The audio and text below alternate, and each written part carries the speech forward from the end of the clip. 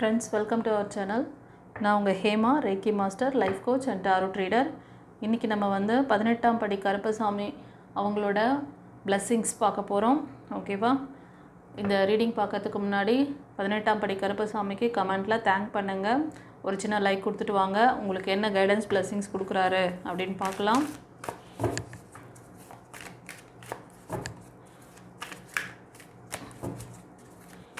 உங்களுக்கு protection card அவர் ஒரு சிலருக்கு வந்து குலதெய்வமாகவும் நீங்கள் ப்ரே பண்ணீங்க, ஒரு சிலருக்கு வந்து ப்ரொடெக்ஷன் கார்டாகவும் நீங்கள் வழிபடுவீங்க. ஸோ அவருக்கு தேங்க் பண்ணிவிட்டு வாங்க. கருப்பசாமி உங்களுக்கு என்ன பிளெஸ்ஸிங்ஸ் கொடுக்குறாரு, என்ன கைடன்ஸ் கொடுக்குறாரு பார்க்கலாமா?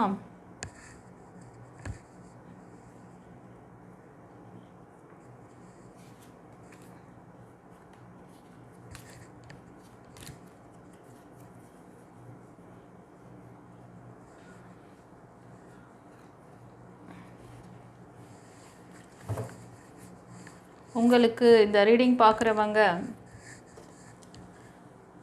அவர்கிட்ட வந்து ஒரு நியூ பிகினிங்ஸ், நியூ லைஃப், அதே மாதிரி ஜாப்காக, படிப்புக்காக, ஒரு ரிலேஷன்ஷிப்காக கேட்டிருக்க மாதிரி தெரியுது. ஓகேவா? ஸோ இதில் நிறைய விஷயம் நீங்கள் வந்து ஆல்ரெடி நிறைய ஃபெயிலியர் பார்த்துருக்கீங்க. இதுக்கு முன்னாடி உங்கள் பாஸ்ட் லைஃப்பில் வந்து நிறைய ஃபெயிலியர்ஸ் அதெல்லாம் நீங்கள் பார்த்ததுனால இப்போது வந்து இவர்கிட்ட சரண்டர் பண்ணியிருக்கீங்க.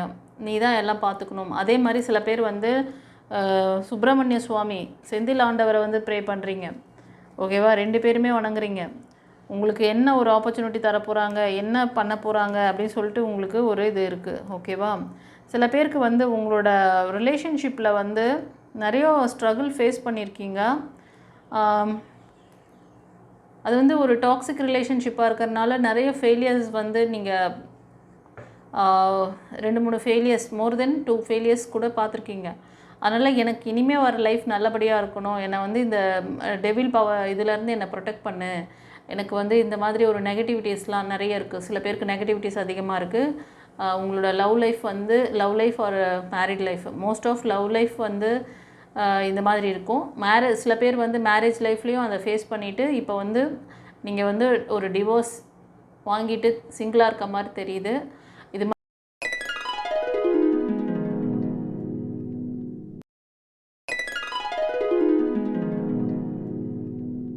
மாதிரி நீங்கள் மெயில் எனர்ஜி பார்த்தாலும் சரி, ஃபீமேல் பார்த்தாலும் அந்த மாதிரி தான் தெரியுறீங்க.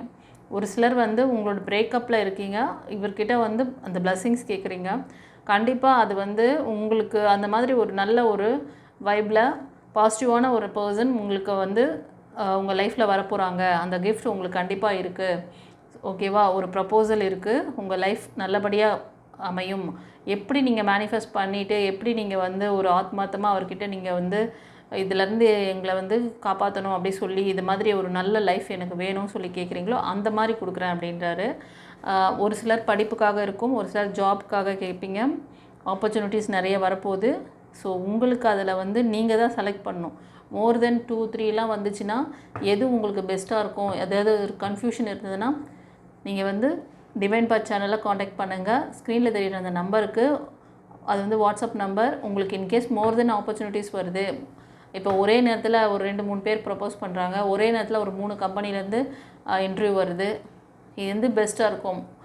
இன்டர்வியூ மட்டும் இல்லை, உங்களுக்கு வந்து ஜாப் ஆஃபர் கொடுத்துட்றாங்க, ஜாப் ஆஃபரிங் லெட்டர் வந்துச்சு.